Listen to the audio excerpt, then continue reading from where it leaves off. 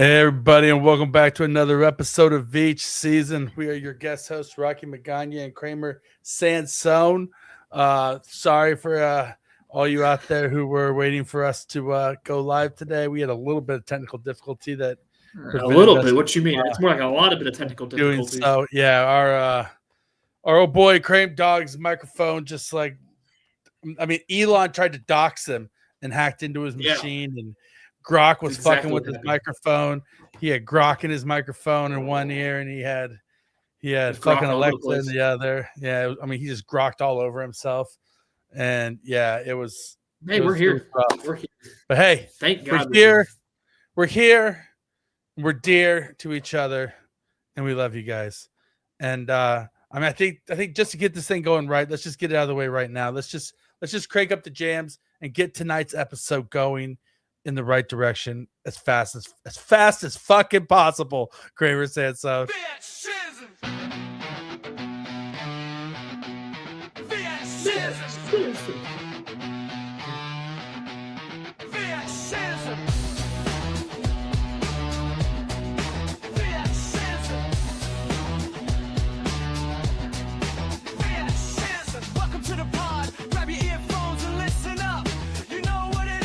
It is football. Veach. We got Rocky and Kramer on the track, breaking down Kramer. everything you need to know. You know what it is. Veach. Hell yeah.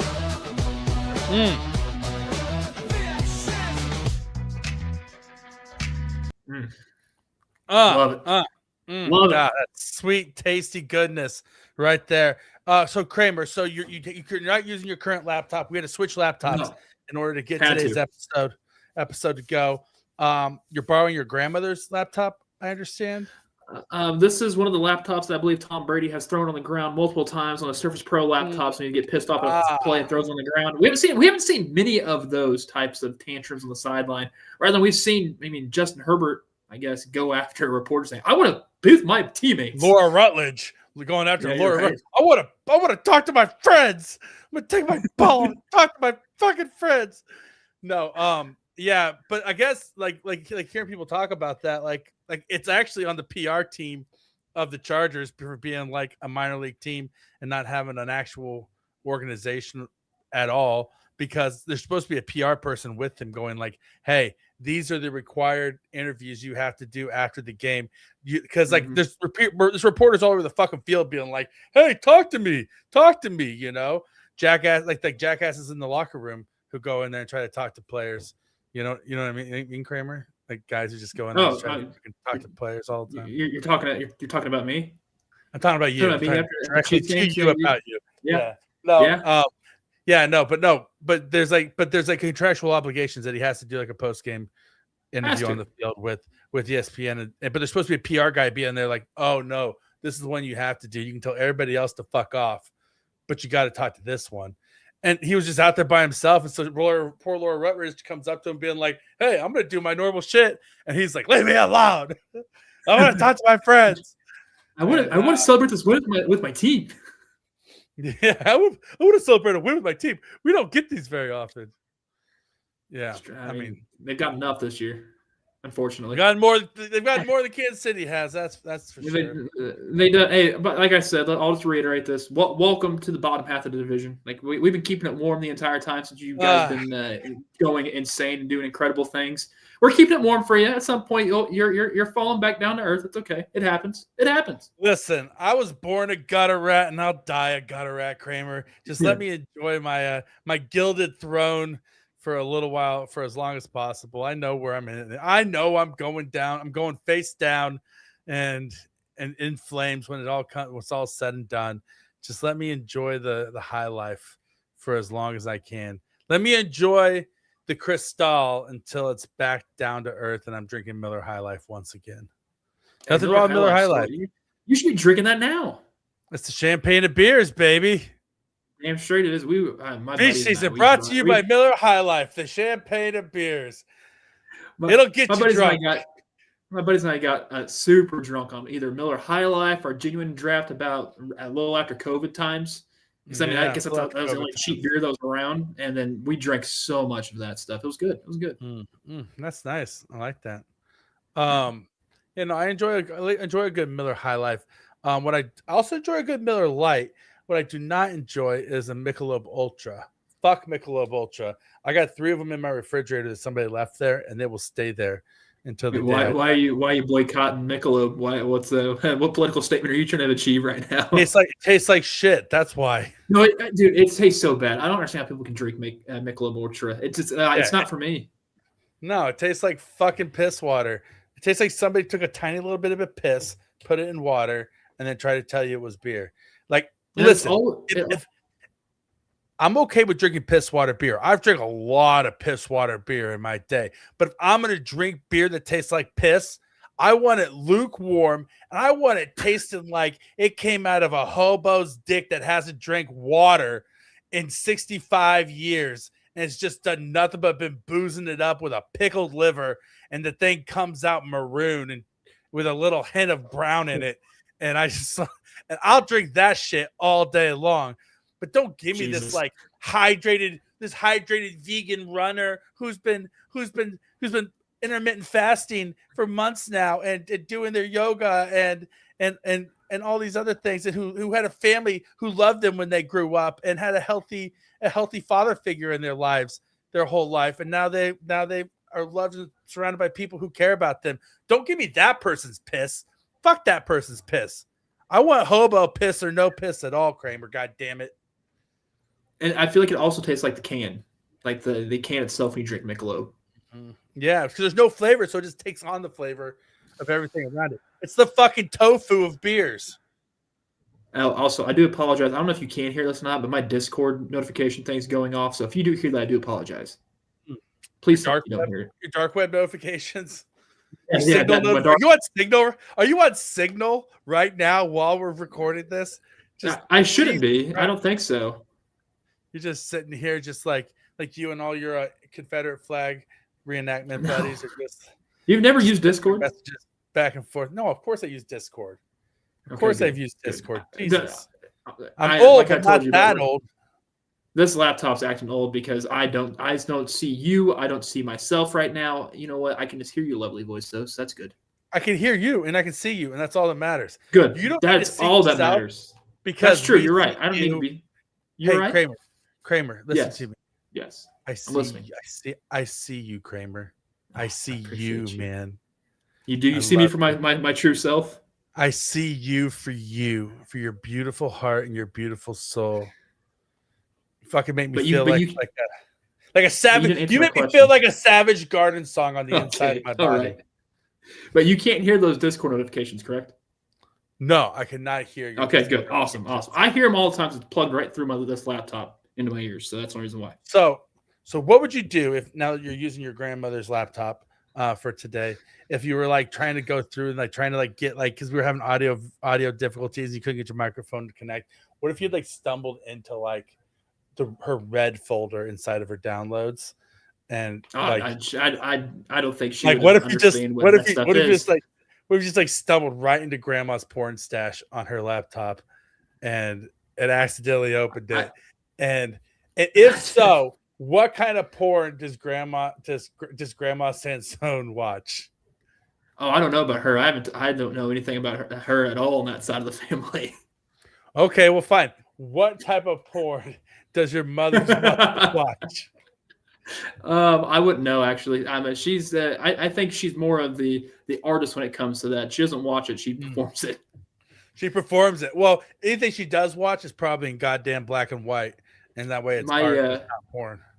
Fun fact: my grandmother went on a date with Harley Race. Oh, really? That's cool. Mm-hmm. Yeah. Wow. Your grandmother must be a baddie. Kramer's. She went around. Kramer's grandma was a baddie. I wouldn't say all that. I wouldn't say all that, but you know what? Yeah, no, she was baddie. You know, I won't say what I'm thinking right now because it's, please don't. Because it's your grandmother. May she rest in peace. Yeah, respect for your grandma. Oh, she's dead. She's not going to hear this. I can say whatever I want. Dude, let's not do that. I'm joking. I don't know who listens to this podcast or watches it. If you do, shout out to y'all. Which, Yeah, by the shout way, out what to are we everybody. doing? What the people who watch and listen to us? What are we going to be doing here soon, Rocky? You want to deliver the news right now? Yeah, we got a big announcement, guys. The Veach season Christmas party is on. It is on. Yeah. We will be we have a max of 8 guests on the show, so we have a lot of tough decisions to make, and so just know that if you don't get on this year, there's always next year, but it doesn't mean that we don't love you either. And so so we have a selection committee hard at work at the moment, making the list, checking it twice, whittling down the plethora of A-list celebrities who are trying to get on it. Like fucking George Clooney reached out to me today and was like, dude, what do I gotta do to get on the fucking the hell's he reached out for you too for? I was like, well, maybe don't be a bitch ass and be a Chiefs fan instead. And then he was like, oh, but I'm a really good artist. And I said, Art Smart, talk to me about football, bro. Talk to me about how much you love Veach season. Talk to me about how much you like vagina flavored potato chips. I have never heard that shit out of you. And then so sorry, George Clooney, you're not making the list this year. But then Pauly Shore messaged me, and I was like, oh, well, Pauly Shore, a fucking American icon, an American icon. He's like, yo, can me and Carrot Top get an invitation? I was like, well, fuck Carrot Top. I mean, now we're talking about the cream of the crop here. Shoot, I was more hoping the Fonz to reach out. I mean, because I know he's a Chiefs fan, so I was hoping he would want to come in. Listen, Henry Winkler, if you're out there listening right now, we can fit you in. We will we'll boot Soda. Make accommodations. We'll boot Soda to make accommodations. Like Serta's going to make it anyways next week. We already know that's not going to happen. We know Serta's not coming to our Christmas party. He's going to be busy off, being the executive he is, and fucking like hobnobbing with all the big wigs and Chiefs media. He's too proud to come down here into the gutters with the people, but we aren't, Kramer. We're not afraid. We're not afraid to let you sickos onto our show. Listen, if we're gonna get canceled, it's gonna be next week. Goddamn it! It's it. We're taking the entire ship with us. Apparently, it's going all the way down, and we're all going down together, baby. So next week's episode on 12/16 is going when we're going to have the live Veach season Christmas party. How should we have people reach out to us, or how should we reach out to people to let them know if they're invited or not, Kramer? They need to. They would. I would say the easiest form to get a hold of us is through social medias. So first, send us your emails. We would appreciate that. Or if you feel like you want to just put your email in the description whether if it's a comment on YouTube once the video is done, or if it's on the Spotify comment section there, put your emails there. So we definitely have that. Or a 5-star review. Or a 5-star review would work as well. That would actually get you like a #1 spot into being able to be with us next week. If you leave us a 5-star review, of course. That's probably the best ways to it, because we don't know how to get a hold of y'all, but you know how to get a hold of us. So follow us on socials and slide into our DMs. We'll be watching and listening. Yep. Yeah. So the plan is still in the works. It's going to be amazing. More than anything, it's just going to be all of us just on here bullshitting at the same time in a massive, just clusterfuck of a show. I'm sure is what's maybe it's after a Chiefs victory, or hopefully, maybe. Doubt it. Listen, there's still a path to the playoffs, Kramer. There's very slim margins. The Chargers have to lose to either Denver or Dallas, and the Colts have to lose twice, and the Chiefs have to win out. And think about this: Philip Rivers will be playing Monday Night Football in 2 weeks. Yeah, I can't wait to watch him fumble. Oh, noodle arm. Old noodle arm. Jeez, 44 years old. He's a goddamn grandfather, Kramer. Burt Reynolds from The Longest Yard stepping out on the field. I'm getting tired. Like I thought I was exhausted. Them saying, "Oh yeah, Philip Rivers has so many kids." Every single broadcast that he would play, that's all they wanted to talk about. Guess what they're going to be doing the next time that he's going to be lined up behind center? They're gonna talk about how many kids he has, how he's a grandfather. I'm over it. Over You know it. why? It's because Philip Rivers soaks, bro. He goddamn- doesn't soak. He's not a soaker. He's not a pro soaker. If he was a soaker, he wouldn't be gyrating enough stuff comes out. You know what I mean? Ain't no volcano sprouting out of that one if you're soaking. He's not. You think Philip Rivers is he's got incredible shakers? Is what he has. He's a fucker. You think he's a fucker instead of a soaker? Dude, he's a sex panther, is what he is. No, he's a sex.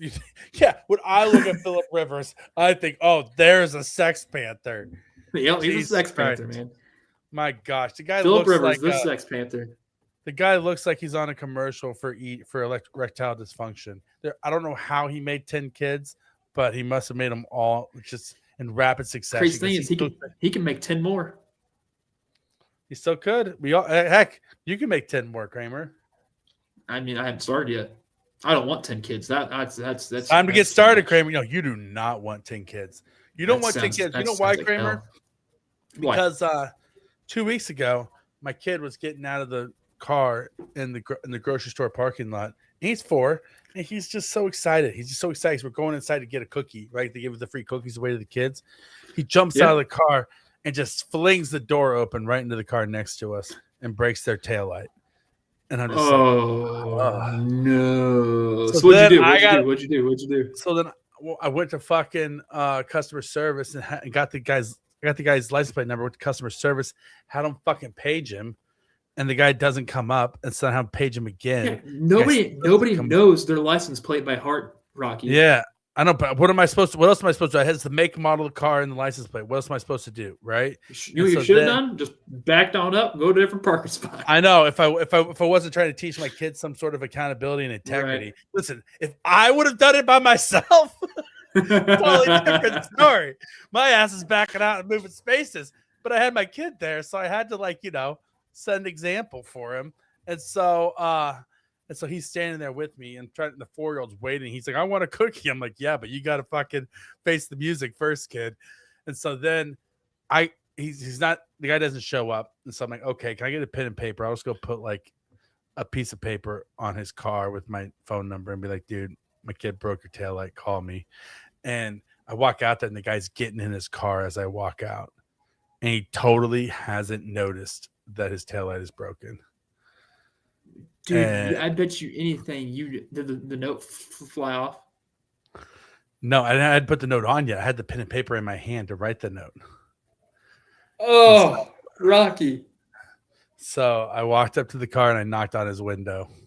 Okay, and I was like, hey, man, my kid broke your tail light. I'm really sorry. Here's my insurance information. Here's my contact information. Find out how much it's going to be. If you think it makes sense to submit a claim, which it probably won't, then submit a claim. But if you want, if it's just going to be like a couple $100 or something like that, and you don't mind, just text me and I'll pay for it out of pocket. Like, I don't care, right? Because it'll probably be easier that way anyway. And the guy was like, oh, he's like, I didn't even notice. He's like, shit happens in Publix parking lots all the time. I probably wouldn't have noticed till like a week from now. And I was like, oh. And then he was like, he told me information. He was like, and like I was talking to him. He was like, we'll see what happens. And then like while I was doing it, his wife texted him, was like, hey, are you still at the store? And he was like, God damn it, I could have been out of the parking lot. And I was like, that's the real crime, is that I kept you here for long enough for your wife to text you, so you have to go back into the store. And so he was a really nice guy, though. He was like, dude, shit happens. Good. We'll see what happens. And so then we went back in the store, and my wife and my son were waiting for me. He walked in. He like saw that like my wife was there with my son. He came by. He was like, hey, bud, it's okay. Don't worry about it. Like, he's like, things happen. Everybody makes mistakes. And so he was like really cool to my son. So it was cool. But then I was like, all right, just let me know. And he ended up texting me like last week and being like, dude, don't worry about it. I'll just take care of it. And so I was like, well, send me your Cash App or something. And he was like, no, Merry Christmas. I was like, cool. This guy's awesome. I was like, I love this guy. This guy's super cool. Super nice guy. Today, I got a call from my wife that my son was getting in the car at daycare, and he was super excited because he got a brand new book at the book fair, and he flung the door open and hit the car next to him right in front of the lady when she was getting in her car, and put a scuffed paint mark on her door. And so that lady asked my wife for our insurance information. So I think that, yeah, like you can't test your luck twice. So I think that So, long story short, old boy, Rocky Magaña's insurance premiums are going up because of Hulk baby. You know, my little 4-year-old Hulk kid can't stop ripping the fucking door off the hinges and slamming it into the car next to him. You know what that sounds like? Those two stories. It's just fun how fitting this is to how the Chiefs played on Sunday night when Andy went for 4 on 4th down, didn't learn his lessons, tried to go for it again, and this time Rashee Rice kind of dropped the ball. That fits directly in your story right there. I feel like it has to. Because at least we know the wrongdoing was Rashee Rice, when that's also your son for scraping up the Kramer. I'm trying to do everything ladies. I'm trying to do everything I can not to talk about the Chiefs today. You should. You need to, man. It'll make you feel better. It will. No, it won't. I guarantee. It will. It should. It didn't make me feel better last year when we lost the Super Bowl. Brother. Father. I've only seen two. I've only seen 2 winning seasons for my team. You should be okay. You call me brother, I'll call you daddy. How about that? Daddy. Daddy. Daddy. Oh, Rocky, I can't wait to talk about this Chiefs game. It was bad. If you want to talk about it, sounds like you don't. We will. We're going to talk about it here in a second. But before we get into that, you know what time it is? It's time for What's Hot with Krame Dog. We can keep What's Hot with Krame Dog a little bit quick because of course, my technical difficulties earlier. But question for you, Rocky. When is it time to start prepping and eating chili? Like, when's like the perfect time of the year to do that? Anytime it gets into the 40s, it's chilly weather. So it's been about 49 or below is chilly weather. I would say about once it hits fall is when it's chilly weather. But now it's December 9th, and I finally got chili for the first time. And I love Caitlin's chili. Like, it's probably the best thing that she makes. And I don't know what she does, what she puts in it. She will never tell me. She'll never tell me the ingredients to it. At some point she has to, because I'll force it out of her. But that might be the best thing possible that she ever puts together. I mean, she's cooking steak. I mean, her chili just tastes phenomenal. What is the number one food that your wife makes that you just can't get enough of? It's few and far between. Like, it's only like a blue moon, because it's not like she makes this every single week or anything. I haven't had chili in like years because she kind of forgot to make it last year. And now I'm hoping to have it every single week now because I just absolutely love it. Do not bite me. My cat's biting my shirt right now. Stop biting me, Venus, cut the shit. You see her, right? You see? Yeah, I see her. She heard you. Yeah. she's gonna think that it's you and gonna piss on your shoes now. But no, my wife is much more of a baker than a cook. Like, I do most of the cooking in our house, but my wife is very much a baker, and so she makes that Dixie pie I talked about last week for Thanksgiving. Yes, I remember that. Awesome, which is awesome. She makes the world's greatest stuffing. Her stuffing is out of this world. Some say you might have the best stuffing. I do the best stuffing. I do the best stuffing. You know, I got a 2-year-old rolling around in his bed right now on the monitor here, so I'm. Oh no. We're monitoring a hot situation here, Kramer. Nope, he's back down. We're good. He sat up for a hot second and like looked up at the monitor like this, and I was like, "Go the fuck to sleep." And he like laid back down. He like he's old enough now that he knows where the camera is. So like every now and again he'll be sleeping, he'll wake up and just be like, stare at the camera and just look at it. And stare at you, staring at him, and I'm like, "Oh God, he knows." At some point, he's just going to do this. He's just going to bring this up and just look at you. Like, fuck you, daddy.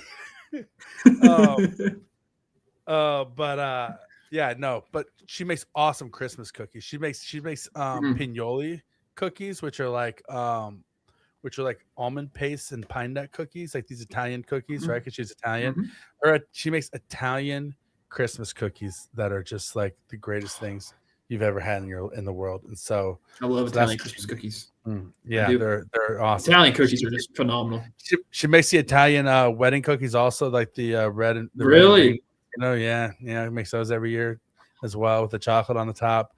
She makes white and blacks. She makes everything, man. She's awesome. She's the real deal. She's the real deal, Holyfield, man. That's why I married her. That's why I tricked her into marrying me. Yeah, that's the best way to put it. She thought that she was getting a real winner over here, and then I was like, "This is who I really am." Pulled the rug out. This mask comes right off. Yeah, I was like fucking Tom Cruise and Mission Impossible, just like, Yep. Yeah. So that's that. That's what's hot with Krame Dog. Yeah, that's what's hot with Krame Dog. Let's get in the comments and we'll actually talk about some Chiefs football. Okay. How about that? So, I got some. I see there's 2 on YouTube right now that I can pull up and read right away. Hit us with them. From Rock Hill Farm YouTube, he said, and this was probably referencing what we were grading last week, and that was the first round, all the draft picks from last year for the Chiefs. He says A+++ for Simmons, A for Noel Williams. Royals getting a red shirt with our receiver depth is not a red flag. That was from Rock Hill Farm YouTube. All right, Rock Hill Farm YouTube. Thank you very much. I like that name. But he loves Josh Simmons. Is there a place called Rock Hill Farms? Is that like an actual place you can go to? Is that a business? I don't know. Is there a business called Rock Hill Farms? Or he's just like Rock Hill Farm YouTube? Is that like it's his YouTube channel with Rock Hill. He's got 183,000 subscribers, so shout out this guy from Rock Hill Farm. Shit. All right. Thanks, Rock Hill Farm. Yeah. You got my name in the first half of your name, and so anything with the name Rock in it is pretty fucking cool. And I really like hills. I love hills. I love hills and farms. Another comment we got was West. I can't tell if that guy's trolling or not about Josh Simmons. I was not trolling. I told you you're wrong. I told you you're so fucking wrong. You're so fucking wrong. He hasn't played half the season, so how can I give him an A++? You know what I mean? He played like a fucking badass when he did play. That's why. Dude, the last 2 games he played, flags were up. Holds were up. They were. Kramer, this is my I'm not buying it face. Then don't buy it then. That's just what I see. Well, let's see what the people say. Let's see what the people say, Kramer, over here on Spotify where all the weirdos live. Bronx Brawler commented this week. Okay, I think we need to give K-Dog a verbal warning. 3 exclamation points.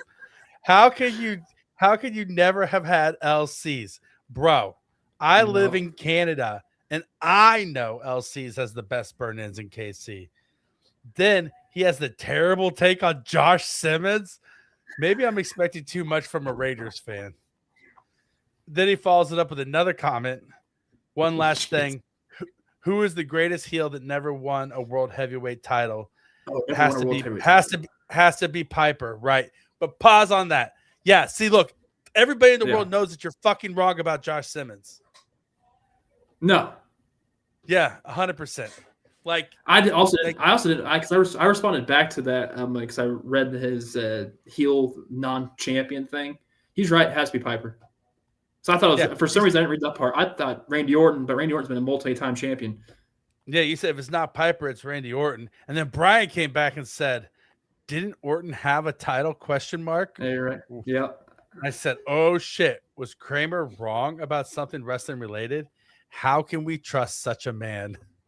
Yeah, it's true. You're right. How can you trust me?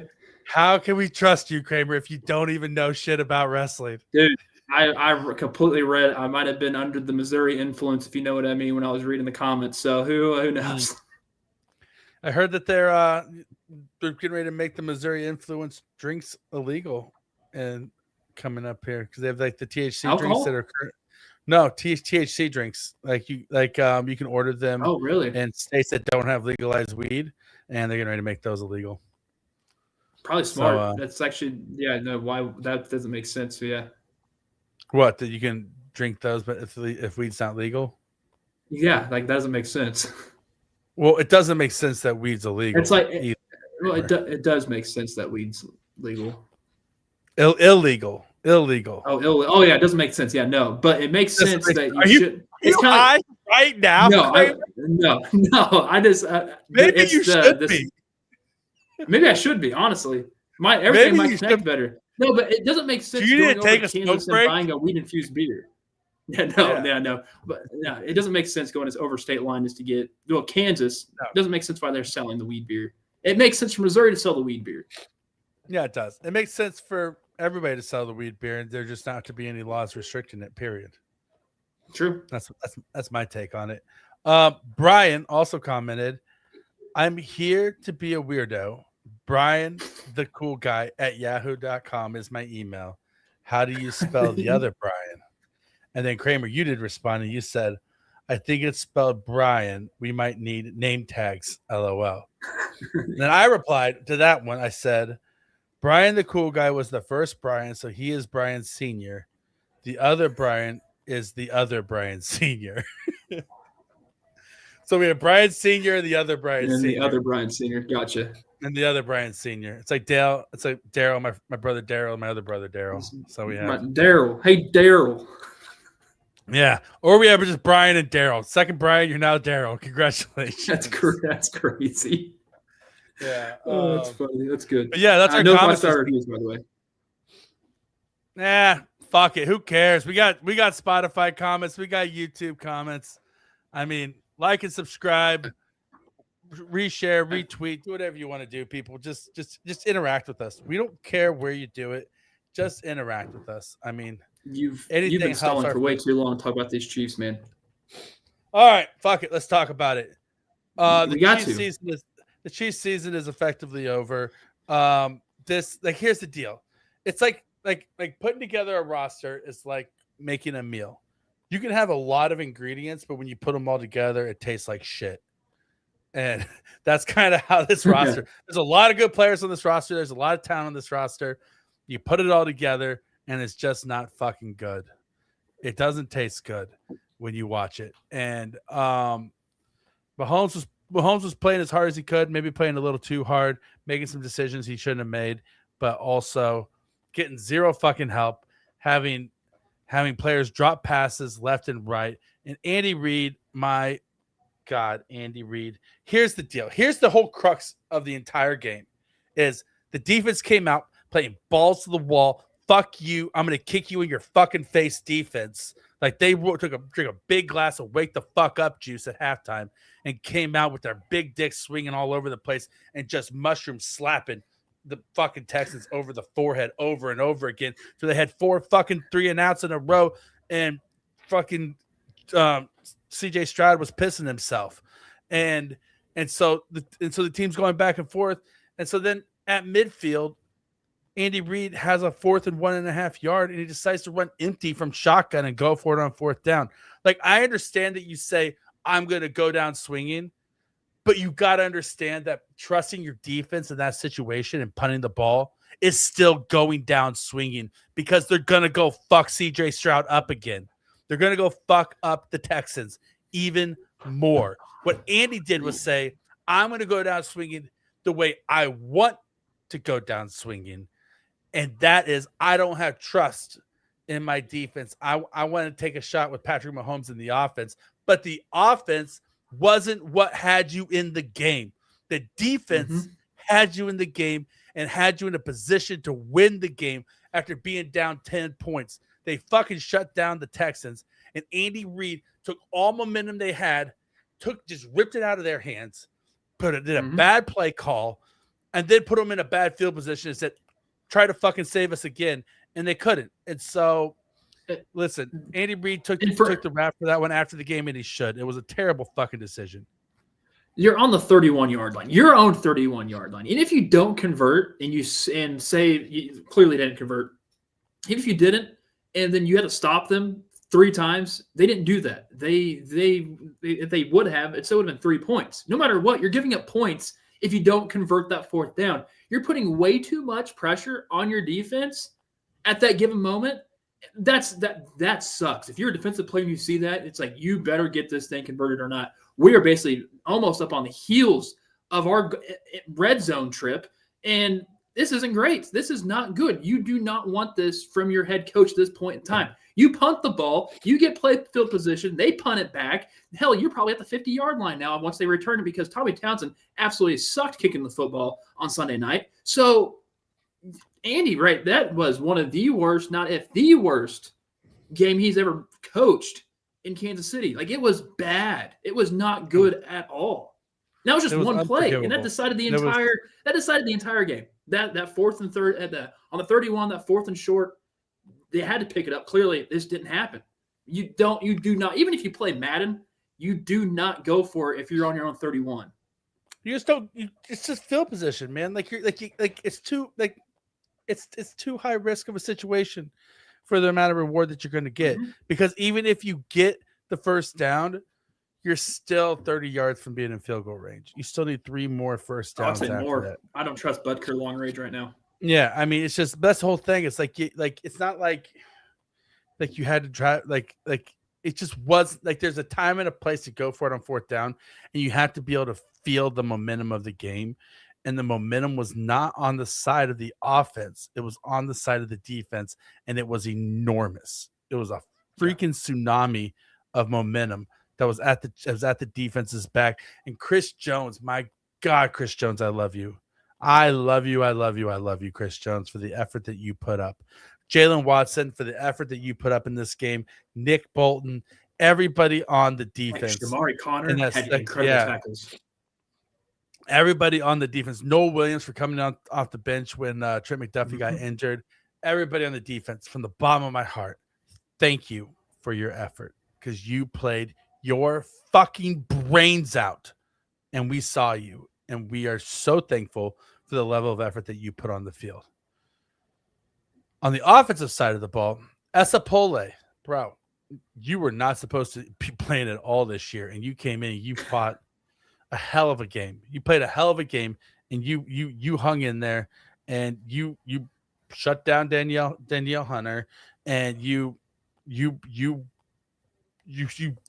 saved the day from a tackle perspective, and you gave the offense a chance, and that's all we could have asked for from you. Same with Jalen Moore. Like the tackles were not nearly as big of a problem as we thought they were going to be.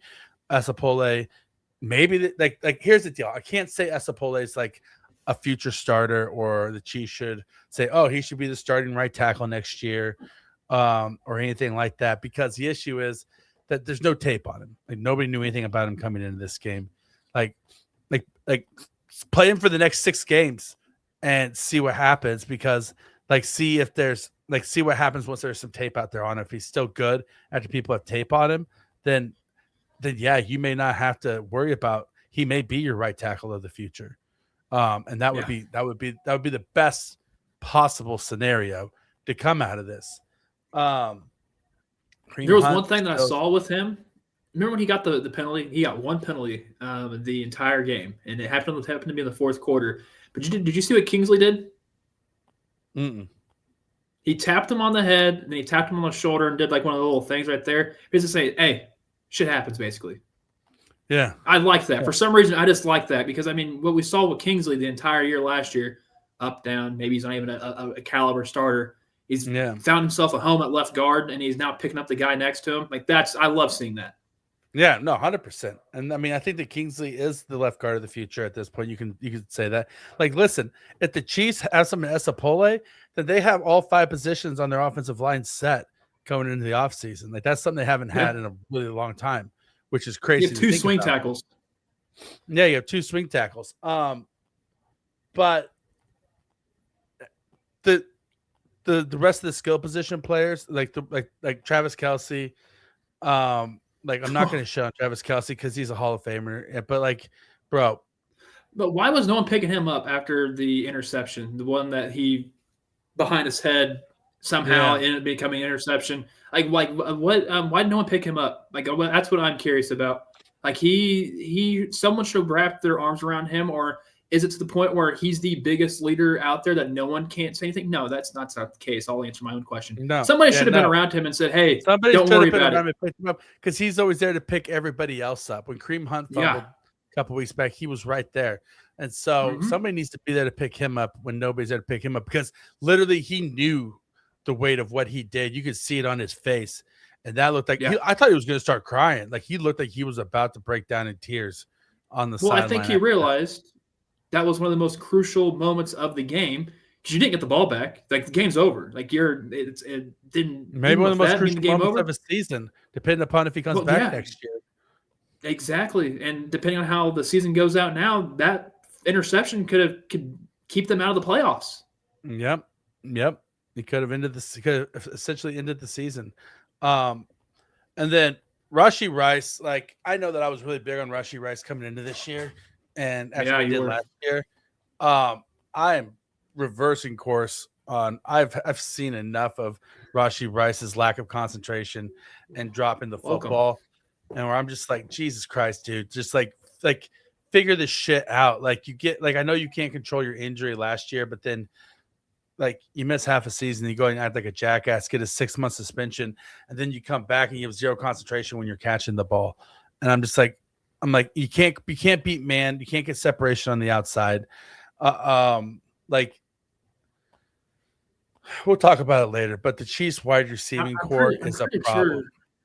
Pretty sure if we want to back the tape up a little bit, you did say that he was better than Amon-Ra St. Brown at one point in time this year. I did, and I eat my L's. I said that he was like Amon-Ra St. Brown, but better. And I will take the L on that. He is like Equiminius St. Brown. Give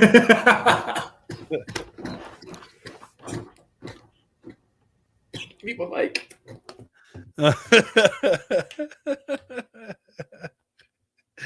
But yeah, he is not a I forgot about that St. Brown. That's funny. Yeah, that's funny. That's his brother. Yeah, the little brother.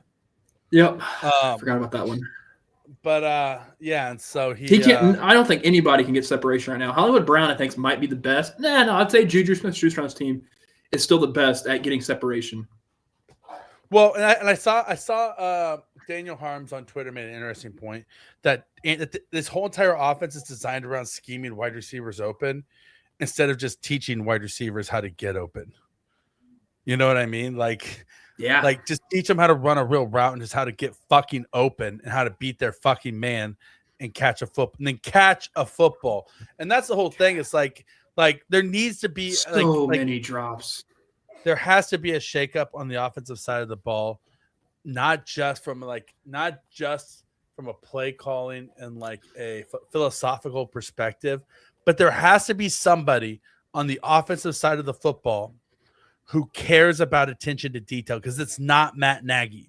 And Andy Reid is the CEO of the team, where he's the overarching idea, the philosophy, that let's do this. But the job of the coordinator in Andy Reid's offense is to pay attention to the details and to make sure that the players are prepared for situational football. That is what EB was amazing at, and it's why the offense was always ready to go when it was time to play.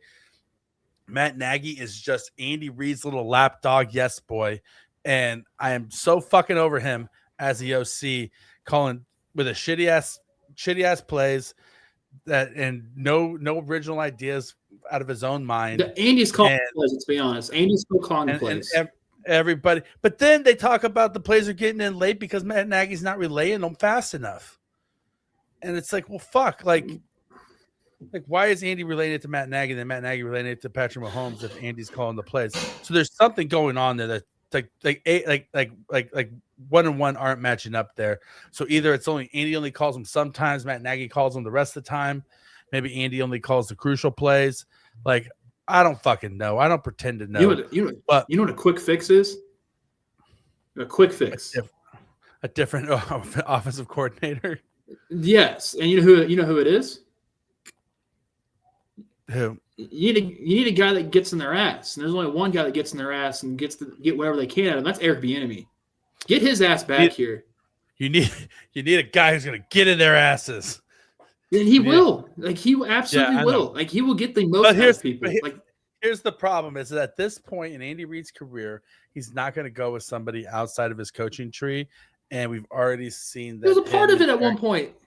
I know, but listen, we've already seen that him and EB don't work well together behind the scenes. Well, it doesn't seem like they're doing anything right now with Matt Nagy. I get it; they won one Super Bowl with him, but still, I agree. You've won a Super Bowl with Eric Bieniemy.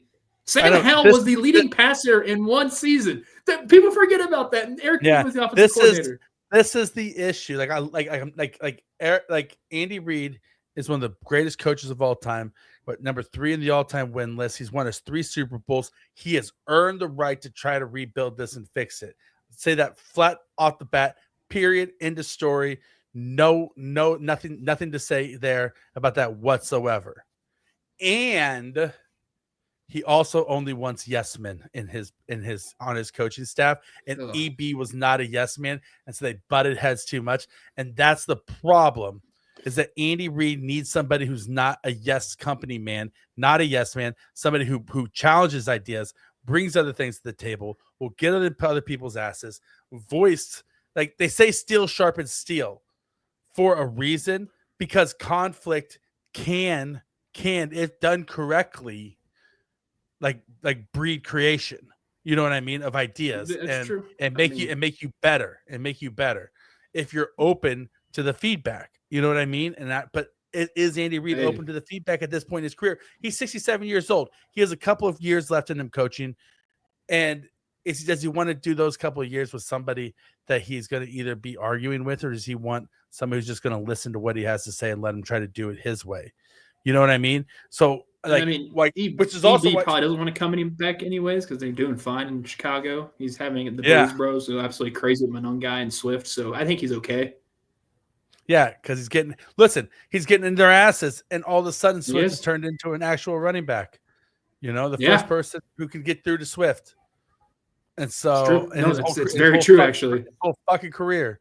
Yeah, the first person to get through to him. And so, while I would love for something like Mike McDaniel to be the next Chiefs OC if he gets fired in Miami, I don't think Andy's going outside of his coaching tree. Yeah, I don't think he's going to get him either. I think he's going to be down on the silver and black once. Well, no, McDaniel's actually going to retain after that's 4-game winning streak. Yeah. That's crazy. Yeah, he might teams 6-7 right now. You know, Chiefs 6-7, Dolphins 6-7, crazy. And that's weird. Hold on. Time out. Mike McDaniel's job was supposed to be on the line this season, and now they're 6-7. I'm not saying that Andy's job's on the line by any means at all. But there's got to be a fall guy, and it's definitely not him. And it's going to happen at the end of the season. It's probably going to be. It's probably going to be Dave Toub, to be honest. No, there's no way. I do not see that happening. Sorry, I just don't. I bet you Dave Toub retires. I bet he retires. That's how you get away from. Yeah, okay. I get it. I get what Dave Toub retires, and then I can see him still moving on from Nagy. Yeah, I can see him still moving on from Nagy too, though. Like, I think that both of them may be gone. Dave Toub's gonna retire. Matt Nagy will move to like an offensive advisor role in New York or something like that. If Kafka gets the job there, or whatever, or if Spagnuolo gets the job there. Hold up. Whoa, hold up. You just named 2 position groups of people not going to be there next year. Yeah, maybe 3. It's just going to be Andy, and Andy's going to be there by himself. I'm like, Will Smith on Fresh Prince of Bel-Air when everything's moved out of the house. It's just Andy Reid right there. Yeah. So here's the deal: is that I don't think Spagnuolo's going anywhere. I think that New York would be the only place that he would leave Kansas City for, and I don't think he's going to get the head coaching job there, though. You know what I mean? And I mean, would he leave it for if he had the DC job offer there? Would he leave for it? I don't know. I don't know.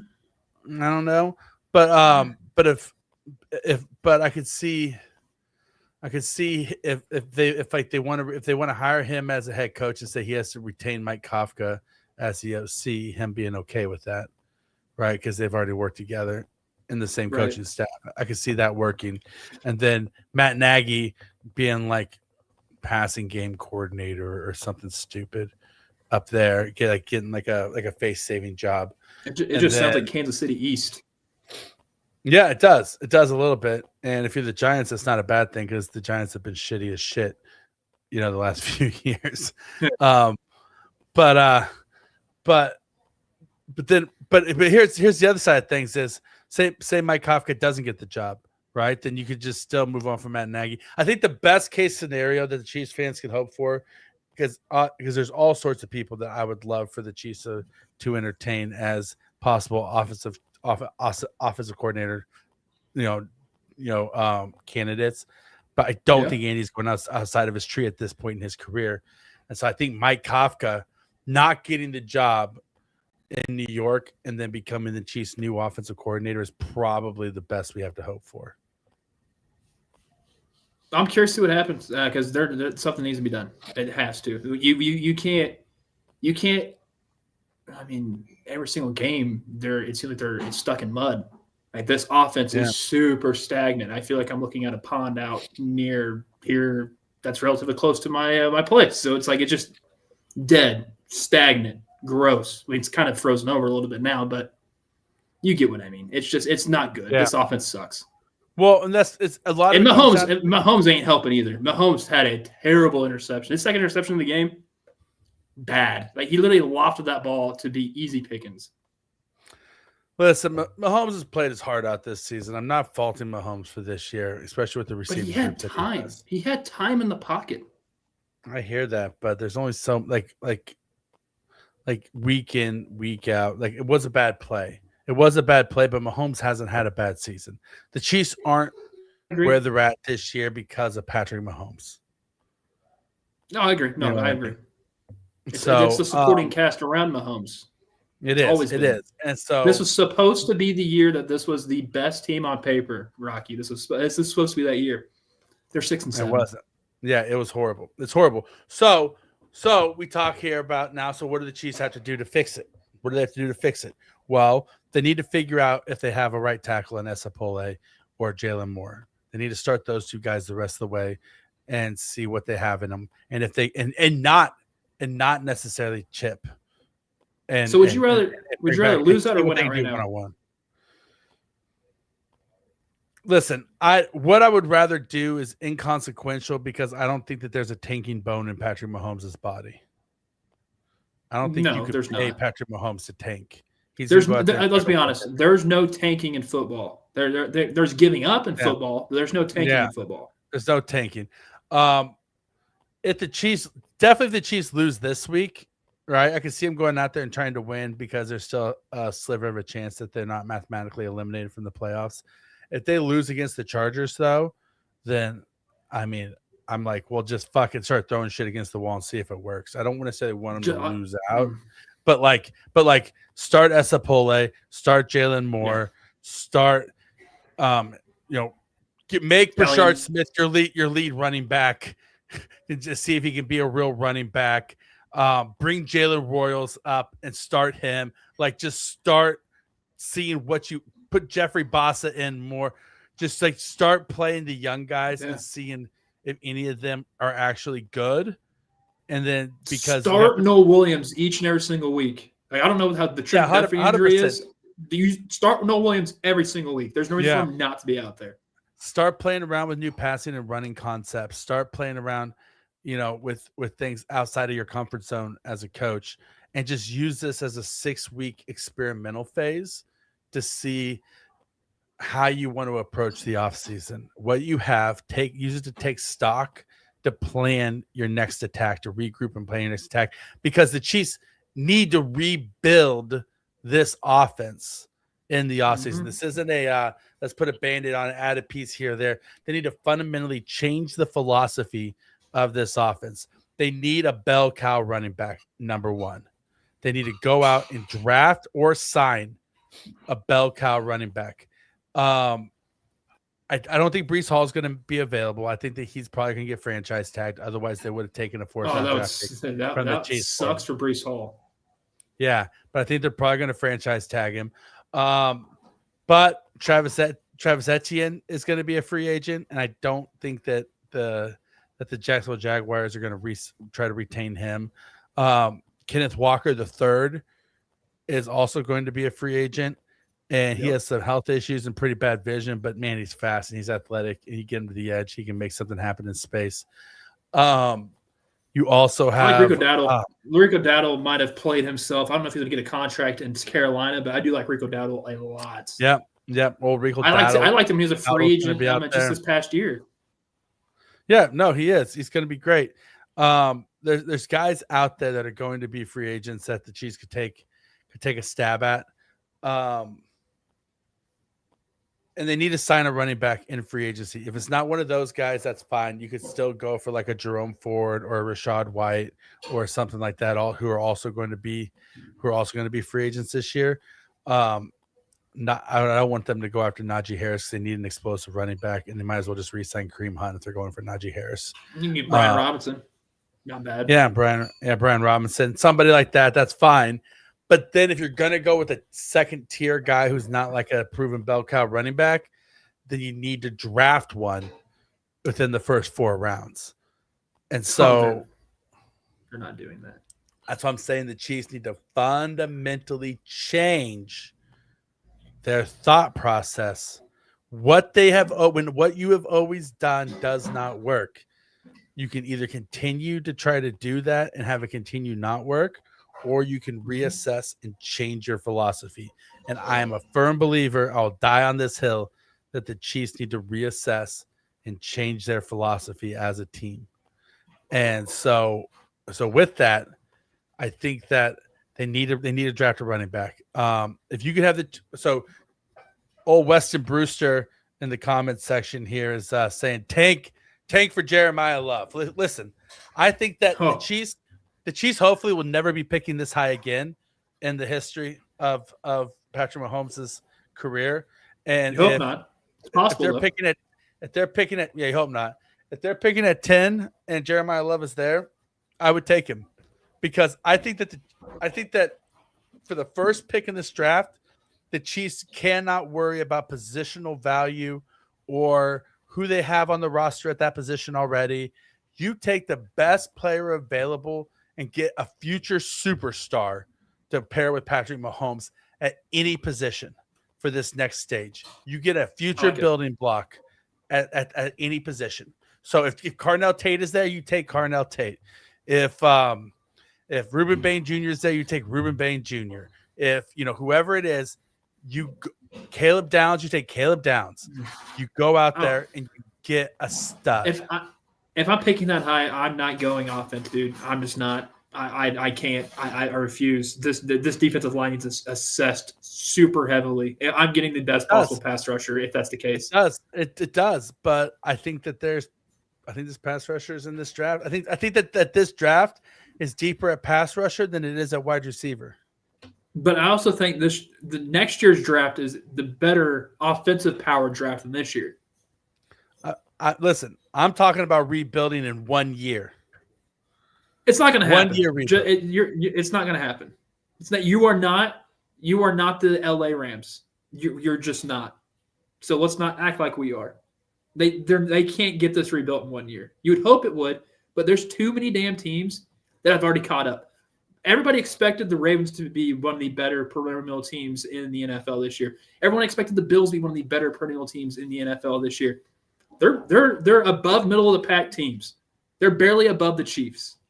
There's so many teams now have gotten to the point, the echelon of, hey, we can win each. It's any given Sunday now. It's not Chiefs given Sunday. It's any given Sunday in the NFL. It is any given Sunday, but I still think that you can rebuild it in a year. And I'm not saying you have to draft offense in the first round, but I'm saying you take the best available player, and the Chiefs need a legit X wide receiver. The Chiefs need a legit bell cow running back, and you're not going to get that anywhere outside of the first round in this draft. Hell, if they're sitting there at 13 or 14 and the Mendoza kid's there, I draft him. You're going to draft a quarterback. Get the fuck out of here. Hey, the Packers did it. I mean, why can't the Chiefs start doing it? Because Patrick Mahomes is better than Aaron Rodgers. That's true. And younger. Younger. Very younger. I just wanted to see what you would say if I said Mendoza. Yeah. No, I would take Jeremiah Love at that position. I'd take Carnell Tate. I would take but does Love fall to 14? I would take Tyson. I'll take Tyson out of Arizona State. Would Jeremiah Love fall to 14? Maybe he could fall to 14. But the Chiefs, if the Chiefs don't win out, they're not picking at 14. They're picking at 10. If they win out, they're picking at 32. Yeah, if they win out, they're picking at 32. But if they, which honestly, I mean, I won another Super Bowl, but that might be the worst long-term thing to happen. That would be very because they need all the way. Yeah, they desperately need an infusion. Yeah, they desperately need an infusion of talent. That'd be the worst possible situation: is go all the way to the Super Bowl and then lose. Like last year. Yeah, like last year. They need an infusion of talent. They need to rebuild this roster. I would like to see a running back. Yep. If Jeremiah Love's there, take him. If he's not there, then in the third round or second round, even I wouldn't mind taking Emmett Johnson out of Nebraska. Dude is a fucking stud. He is just get the backup to Love. Get the backup to Love Price. Get him. Yeah, Price is fine. He's a fine running back, but I'm talking about Price is right, baby. I'm talking about a legit stud. Like I would take Price is like running back 7 in this draft, something like that. Yeah, but if you're getting in the 4th round, you're probably drafting running back 7. Well, that's fine, but I'm saying why not take running back 2 in the 2nd round or the 3rd round? Why not take running back 3, with like Justice Haynes in the 3rd round? You know what I mean? I like that guy. I like that guy a lot. Instead of settling for running back 6 or 7. And so they need a bell cow running back. I would also, but that's the thing. Do they though? It's not like the offense is going to change anytime soon, unless they just rework the entire orchestra. Fundamentally change the way they do business. Kramer. Once I see it, I believe it. Once I see it, I'll believe it. We're saying the name of this segment is "What do the Chiefs need to do to fix it?" And it's operating on the basic understanding that they are changing the way they do business. Step 1, you have to change your offensive philosophy. Then build around your new offensive philosophy. Yeah, it's gonna be rough. It's gonna be rough. I'm not saying that there. If you want this to be a 1-year rebuild, that ain't happening. I'm not saying it's gonna happen. I'm not saying it's gonna happen. I'm saying it should happen. There's a difference. So then you're looking at your X wide receiver for your second thing to fix it. You're looking at your Jordan Tyson's not going to be there. Carnell Tate's not going to be there. Denzel Boston is a nice prospect from Washington. He'll be there. He'll be there, but I don't know if I want him. It depends on when you want to get him. Yeah, he might be there in the second round, but probably early not. Second. Yeah, he might be early. I would take him in early second for sure. Chris Brazzell, the second out of Tennessee, will probably be there in the second round. And he's fucking 6'4" with a basketball player's frame, and he's a stud. I like him a lot. I like his tape a lot. And so you got to get a big wide receiver. Honest to God, though, if I'm gonna tell you my gut feeling of who I think the Chiefs are gonna take in the first round, I'm gonna plant my flag and say it right now, this early. Okay. This early in the process, I'm calling my shot. I think the Chiefs draft Kenyon Sadiq. Even if Travis Kelce comes back for another year, he's the third best route runner. He's the third best route runner in the draft, and he's the best red zone target. And the guy's fast. He's athletic. He's a mismatch. He can block. He's a blue chip tight end prospect that seems pretty can't miss, to be honest. And so I think that you're not saying he's going to be the next Travis Kelce. You're not, and then I think that you give him a year with Travis Kelce if Kelce comes back, and you have Kelce in a diminished role is the best possible scenario for that. But he just looks and feels like somebody that Brett Veach is going to want to pick.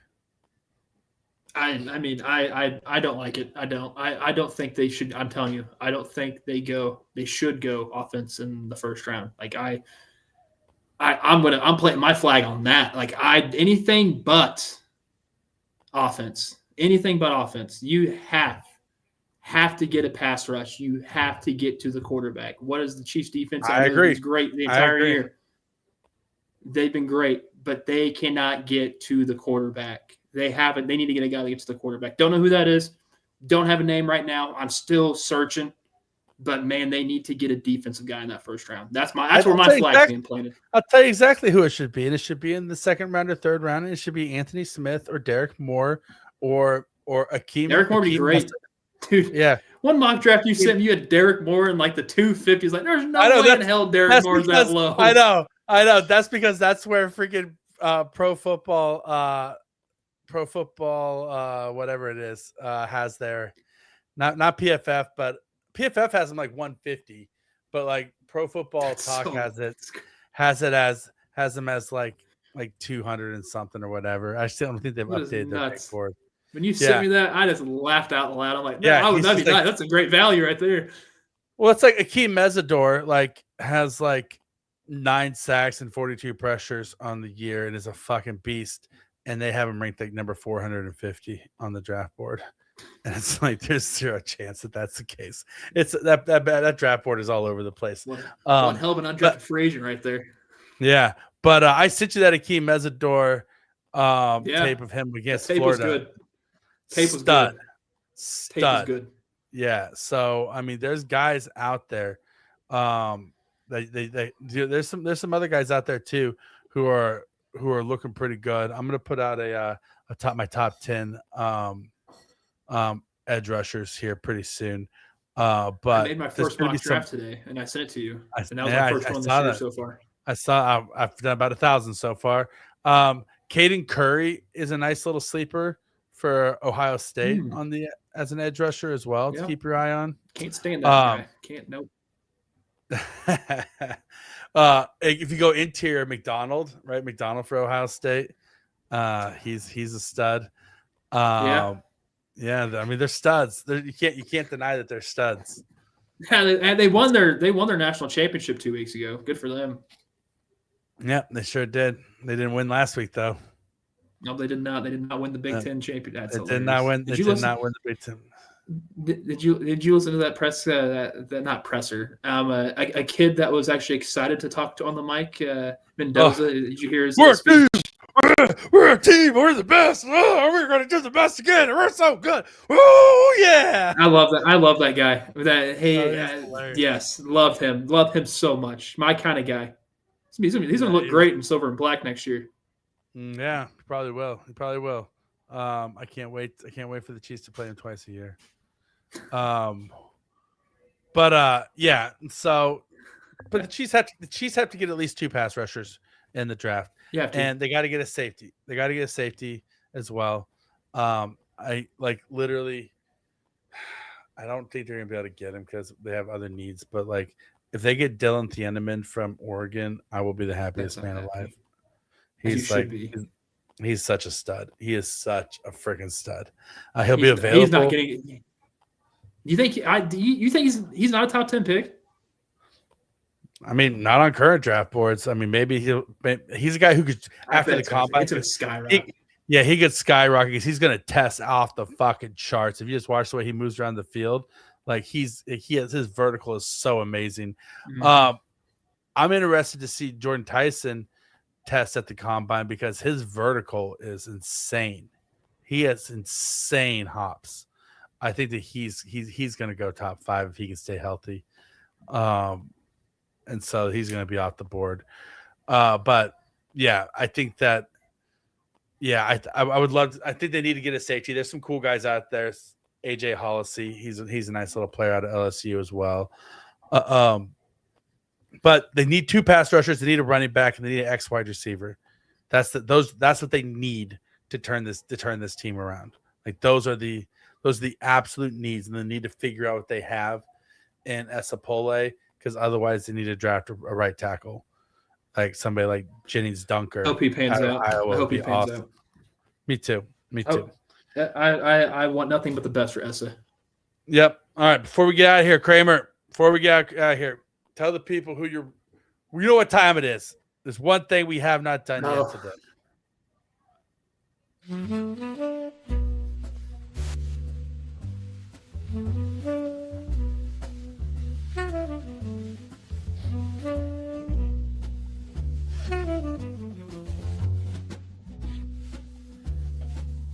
It's the raw dog of the week.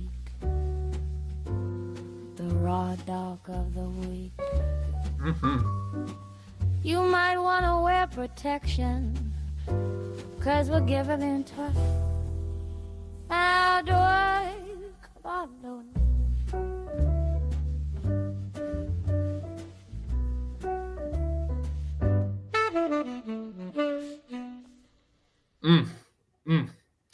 Would you like to go first? You sent me that story the other day saying that Sydney Sweeney likes the raw dog. Yeah, she does. Badass, actually. Shout out Sydney Sweeney. Shout out Sydney Sweeney for loving the raw dog. We're a raw dog of the week. No, my my official raw dog of the week this week. It's tough. It's tough because there's a lot of like Chris Jones is definitely probably a top contender. Esapole is also a top contender. There's a lot of guys, even though they didn't win. I'm gonna go Chris Jones. Chris Jones is my raw dog of the week. He's the guy just fucking dominant, playing with so much passion in the second half. Chris Jones is my raw dog of the week. He played his fucking tail off. I really thought you were gonna go someone else on that defensive side, but I'll just go to my number one option. Esapole. This guy wasn't even on the team this week. Or the week, not even on the team for more than 5 days. Comes there, Wanya gets hurt. Second play of the game, Wanya gets hurt. He fills in for the remainder of it and shut down Danielle Hunter. At left tackle. It's a poor position on the field. He had 18 rushes on his side from Danielle Hunter, the most that I think Danielle Hunter's ever had, because they wanted to test out that side. Shut him down. Raw dog Esapole. Yeah, Esapole, you were such a raw dog that if you wanted a raw dog, Kramer, I would let you. Well, okay. I'd sacrifice Kramer to you on the altar of Esapole's pole. Esapole's pole. Yeah, on the altar of Esapole's pole. That's crazy. That's crazy. All right, that's all we got this week, everybody. We love you guys. Be good to each other. Send us your email addresses if you want to be in consideration for the Christmas party next week. And we'll talk to you soon.